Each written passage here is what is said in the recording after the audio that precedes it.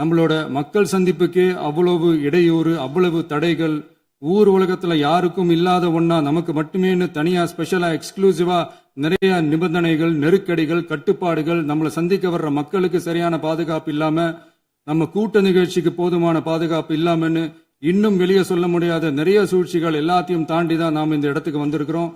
But still miles to go. நம்ம டிராவல்ல எல்லாத்துக்கும் உச்சமா நம்மளோட சொந்தங்கள், நம்மளோட உறவுகள், 41 பேர் கரூர் சம்பவத்தில் இழந்த வேதனை எல்லாம் எப்படி சொல்றதுனே தெரியல. நம்ம மனசை விட்டு என்னைக்கும் அந்த வலியும் வேதனையும் நீங்கவே நீங்காது. அதுலயும் நம்ம மேலேயே பழி போட்ட கொடுமையெல்லாம் இருக்கும் பாருங்க, அதெல்லாம் வேற லெவலுங்க. என்னத்துக்கு அப்படியெல்லாம் செஞ்சாங்கன்னு தெரியல. அரசியல்னா இப்படியெல்லாம் கொடூரமா இருக்கணுமா என்ன? சரி விடுங்க. இந்த விஜய் இவனோட மக்களுக்காக எதையும் தாங்க தயாரா ஆகிட்டான். பெரியார் சொன்ன மாதிரியே அவர் சொன்னதுல நமக்கு ஏற்புடையதை மட்டும் எடுத்துக்கிட்டோம். அவரோட கடவுள் மறுப்பு கொள்கையில நமக்கு உடன்பாடு இல்லைன்னு ஓப்பனா அறிவிச்சோம். நமக்கு கடவுள் நம்பிக்கை உண்டுன்னு அறிவிச்சோம். யாரோட நம்பிக்கைக்கும் நாம் எதிரானவங்க இல்லைன்னு தெளிவா அறிவிச்சோம். மாபெரும் தலைவர்கள் வழிநடத்திய மாண்பும் மாபெரும் வரலாற்று சிறப்பு கொண்ட இந்த சட்டமன்ற பேரவையின் 17வது சட்டமன்ற பேரவைக்கு நம்மையும் நம்ம தமிழக வெற்றி கழகத்தை சார்ந்த சட்டமன்ற உறுப்பினர்களையும் தேர்ந்தெடுத்து அனுப்பின நிரந்தரமாக என் நெஞ்சில் குடியிருக்கும் தாயன்புமிக்க தமிழக மக்கள் அனைவருக்கும் என்னுடைய மனப்பூர்வமான நன்றிகள். 17வது சட்டமன்ற கூட்டத்தொடரின் முதல் ஆளுநர் உரையின் மீதான நன்றி தெரிவிக்கும் தீர்மானத்திற்கு பதில் உரை வழங்க வாய்ப்பளித்த மாண்புமிகு பேரவைத் தலைவருக்கு நம் வணக்கத்தை தெரிவித்துக் கொள்கிறோம். மாண்புமிகு பேரவைத் தலைவர் அவர்களே, இந்த 17வது மாமன்றத்தில் அதிகப்படியான 12 கட்சிகளை சேர்ந்த பிரதிநிதிகள் தேர்ந்தெடுக்கப்பட்டிருக்கும். நாம கொள்கை ரீதியாகவும் நிலைப்பாடு ரீதியாகவும் வேறுபட்டு இருந்தாலும் மக்கள் பணி செய்வதுதான் நம்ம எல்லாருக்கும் பிரைமரியா இருக்கிற ஒரே எய்ம். அந்த வகையில தான் நம்ம எல்லாருமே நம்ம மக்களால் அங்கீகரிக்கப்பட்டு சட்டமன்றத்திற்கு வந்திருக்கிறோம். அதனால நாம கருத்தால் வேறுபட்டாலும் மக்கள் சேவை என்ற நோக்கத்துல நம்ம மாநிலம் சார்ந்த விஷயங்கள்ல நாம எல்லாரும் ஒன்றிணைந்து பயணிச்சா நம்ம தமிழ்நாடு என்னைக்கும் எதிலையும் முதன்மை மாநிலமாக திகழும். ஆளுநர் உரைக்கு நன்றி தெரிவிக்கும் தீர்மானத்தில் பேசின மாண்புமிகு உறுப்பினர்களுக்கு நன்றி. எதிர்த்து பேசினாதான் எதிர்கட்சின்னு ப்ரூவ் பண்ண முடியும்னு நினைச்சுக்கிட்டு பேசின எதிர்கட்சியை சேர்ந்த எதிர்கட்சி தலைவர் உள்ளிட்ட மாண்புமிகு உறுப்பினர்களுக்கும் வணக்கமும் நன்றியும். பதிலுரை வழங்குற அதே நேரத்தில் நம்மளை சட்டமன்ற உறுப்பினராக தேர்ந்தெடுத்த பெரம்பூர் தொகுதி மக்களுக்கு நம்மளோட நெஞ்சார்ந்த நன்றிகள். அதே மாதிரி ராஜினாமா பண்ணிட்டாலும் நம்மளை தேர்ந்தெடுத்த திருச்சி கிழக்கு மக்களுக்கும் இந்த மன்றத்தில் நம்மளோட நன்றியை பதிவு செய்கிறோம். அப்புறம் நம்மளோட அரசியல் பயணத்தை பற்றியும் கொஞ்சம் பதிவு செய்ய விரும்புகிறோம். நாம ஏதோ ஷூட்டிங்ல இருந்து நேரா வந்து சிஎம் ஆன மாதிரியே சில பேர் ஒரு இமேஜ் கிரியேட் பண்றாங்க. அவங்களுக்கு அவங்க ஆசைப்படுற லாங்குவேஜ்லேயே சொல்றோம், அது வெறும் ரீல் தான், ரியல் கிடையாது. ஒரு சாதாரண நடிகனாத்தான் நம்ம கெரியர் தொடங்குச்சு. அப்புறம் அப்படியே சின்சியரா உழைச்சி மேலே வந்தோம். நம்ம கெரியர்ல நாம மேலே வந்ததுக்கு இந்த விஜய் ஒருத்தன் மட்டுமே காரணம் இல்லை, அவனோட உழைப்பு மட்டுமே காரணம் இல்லை. இந்த விஜயோட உழைப்புக்கும் உயர்வுக்கும் பின்னாடி இருக்கிற ஒட்டுமொத்த தமிழ்நாட்டு மக்களோட அன்பும் அரவணைப்பும் தான் காரணம். ஒவ்வொரு வீட்டில் இருக்க ஒவ்வொருத்தரும் நம்மளை அவங்க வீட்டில் ஒருத்தனா ஏத்துக்கிட்டது தான் நமக்கு கடவுளும் மக்களும் தந்த மிகப்பெரிய வரம். அதுக்காகவே கடவுளுக்கு சமமான நம்மளோட சொந்தங்களான தமிழக மக்கள் அனைவருக்கும் மீண்டும் மீண்டும் நன்றி. இப்படி நம்மளை தாயன்போடு அள்ளி அரவணைச்ச தமிழ்நாட்டு மக்களுக்கு நாம எப்படியெல்லாம் துணையாக இருந்தோம், எப்படியெல்லாம் மக்களோட மக்களா இருந்தோம்னு சொல்றேன். 1990ஸ்லயே ரசிகர் மன்றமா இருந்தப்பவே மக்களுக்கு துணையா நிற்க ஆரம்பிச்சோம். அதுக்கப்புறம் நற்படி மன்றமாகவும் அதுக்கப்புறம் விஜய் மக்கள் இயக்கமாகவும் மாறி மக்களோட மக்களா நின்றுகிட்டு இருந்தோம். 2008 ஈழத் தமிழருக்கு ஆதரவா உண்ணாவிரதம் போராட்டம் செஞ்சோம். போர் முடிவுக்கு வரணும். நம்ம தொப்புள் கொடிய உறவுகளான ஈழத் தமிழர்களுக்கு பாதுகாப்பான நிம்மதியான ஒரு வாழ்வு கிடைக்கணும்னு அன்னைக்கே கோரிக்கை வச்சோம். 2009 ஆரம்பிச்ச விஜய் மக்கள் இயக்கம் வழியா நம்மளோட மக்கள் நல பணிகளை எக்ஸ்டெண்ட் அண்ட் எக்ஸ்பேண்ட் பண்ணிக்கிட்டே வந்தோம்.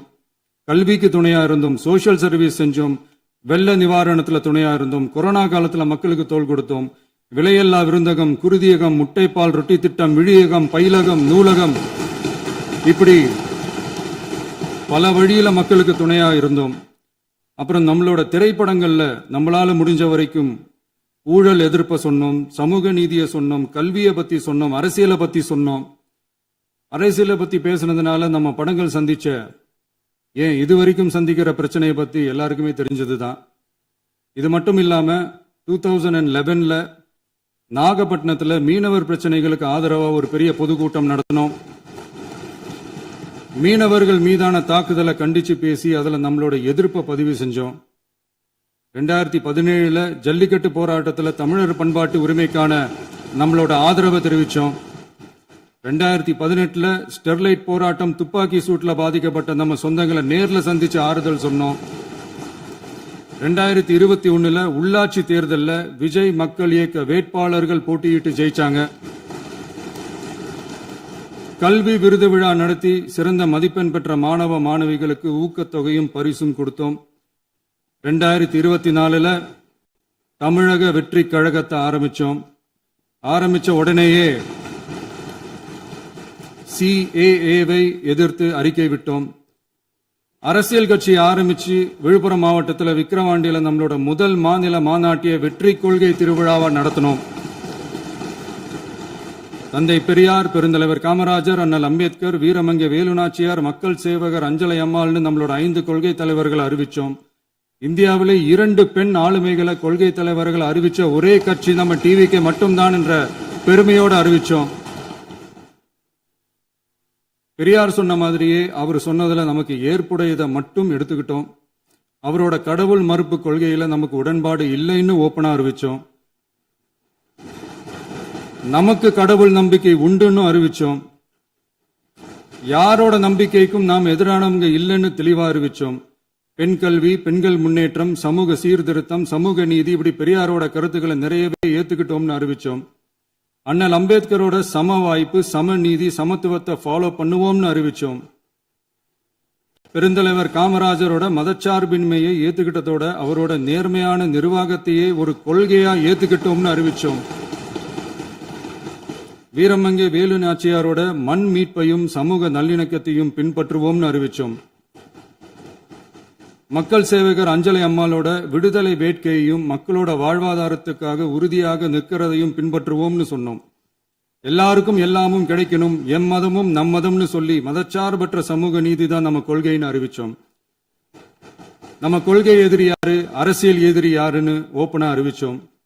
எல்லாத்துக்கும் மேல பிறப்புக்கும் எல்லா உயிர்க்கும்ன்றத நம்மளோட அடிப்படை அரசியல் கோட்பாட்டா அறிவிச்சுட்டு தான் அரசியலுக்கே வந்தோம். நம்ம மதுரை மாநாட்டில் நம்மளோட தேர்தல் அரசியல் மற்றும் ஆட்சி அதிகார அரசியல் வழிகாட்டியா அறிஞர் அண்ணாவையும் புரட்சி தலைவர் எம்ஜிஆரையும் ஏத்துக்கிட்டதா அறிவிச்சோம். அப்புறம் இன்னனையும் நாம இங்க பதிவு செஞ்சே ஆகணும். எல்லாரும் கட்சி ஆரம்பிச்சுட்டு தான் ஒவ்வொரு வீட்டுக்குள்ளேயும் போவாங்க. ஆனா நாம ஒவ்வொரு வீட்டுக்குள்ளேயும் போனதுக்கு அப்புறம் தான் கட்சியவே ஆரம்பிச்சிருக்கிறோம். ஒவ்வொரு வீட்டுல ஒவ்வொருத்தரும் நம்மள அவங்க பிள்ளையா, மகனா, அண்ணனா, தம்பியா ஏத்துக்கிட்டதும் இயல்பா நடந்துச்சு. தமிழ்நாட்டு மக்களோட மனசுக்குள்ள போறதுக்கு நாம பட்ட பாடு நமக்கு மட்டும்தான் தெரியும். இதெல்லாம் புரிஞ்சாலும் புரியாத மாதிரி இருக்கிறவங்க தான் நம்மள நடிகன் என்று சொல்லியும், நம்ம கட்சிய நடிகன் கட்சின்னு சொல்லியும் சில நக்கல், நையாண்டி இதெல்லாம் பேசுவாங்க. அதை பத்தி நமக்கு கவலை இல்லைன்னு வைங்க. இப்படி நம்ம அரசியல் பயணம் ரொம்ப டிரான்ஸ்பரண்டா தான் ஆரம்பிச்சிருக்கு. இந்த 2026 தேர்தலில் கூட்டணியே இல்லாமல் தனியா நின்னோம். மக்கள் நம்மள தெளிவா புரிஞ்சுக்கிட்டதாலையும் நம்ம டிவிகே தோழர்களோட உழைப்பாலையும் நாம 35% வாக்குகளை வாங்கினோம். 1,72,00,000 வாக்குகளோட தமிழ்நாட்டிலேயே தனி பெரும் கட்சியா வந்தோம்.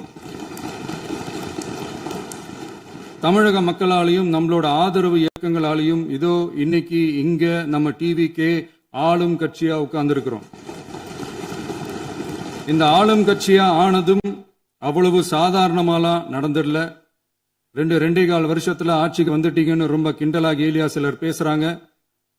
எங்களோட இந்த 2.25 வருஷ டிராவல்ல எவ்வளவு வலியும் வேதனையும் இருக்குது.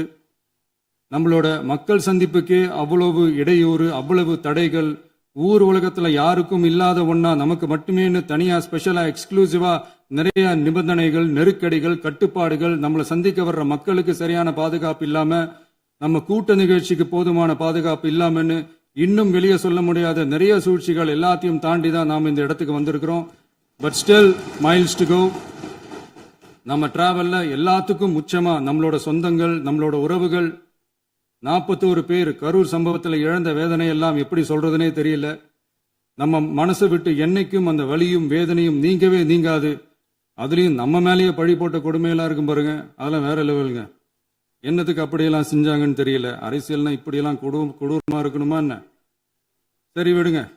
இந்த விஜய் இவனோட மக்களுக்காக எதையும் தாங்க தயாராகிட்டான். இவ்வளவு பெயின்ஃபுல்லான நம்ம பொலிட்டிக்கல் டிராவல்ல நம்மளோட மிகப்பெரிய ஆறுதலும் பலமும் என்ன தெரியுமா? என் நெஞ்சில் குடியிருக்கும் என்னோட தமிழ்நாட்டு மக்களும், என் உயிருக்கு உயிரான என்னோட தோழர்களும் தான். அவங்களோட பலத்தால தான்.